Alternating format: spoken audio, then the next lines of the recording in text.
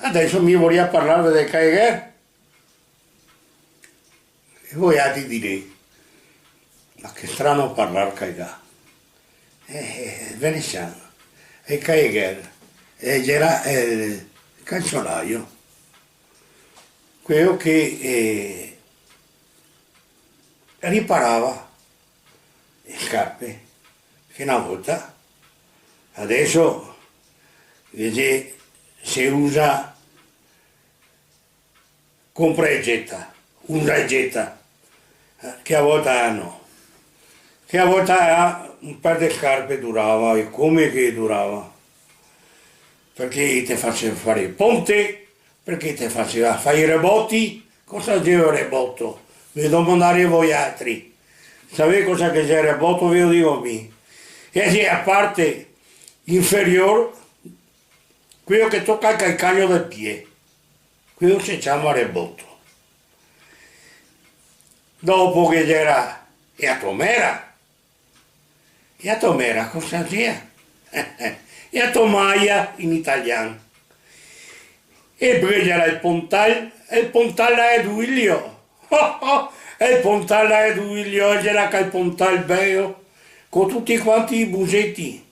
Quello si chiamava pontal è Duilio.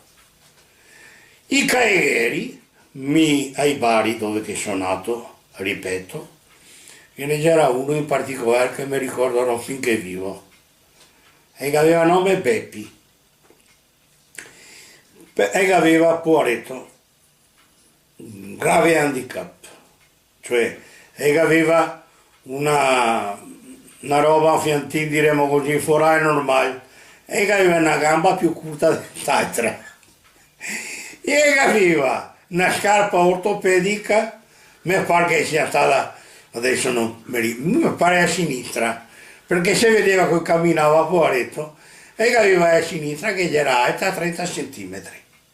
Ma non scherzo mica, se verità, è tanta. Ecco, qui c'era Sorbeppi e Caegher.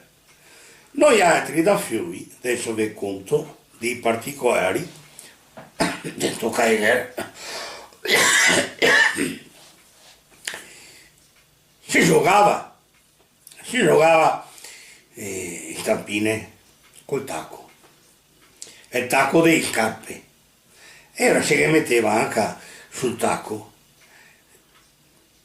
delle puntine da disegno, delle brocche, le brocche, mamma mia, le brocche ne piaceva, le brocche sotto perché faceva porteo, no?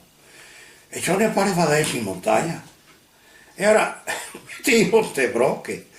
Però cosa volevamo da giocare col tacco? Non avevamo il tacco.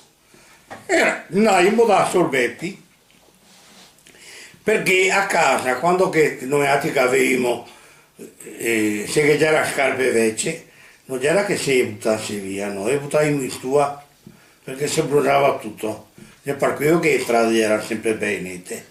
E non che c'era neanche ossi, né di qualsiasi frutto, che c'è l'osso dentro, non ti trovavi niente, perché si bruciava tutto. E ora andavamo a domandare che se ne dava o se ne vendeva magari con 10 skate, 5 skate, un tacco, e ora è un tacco che io buttava via, ne lo dava, e si giocava così.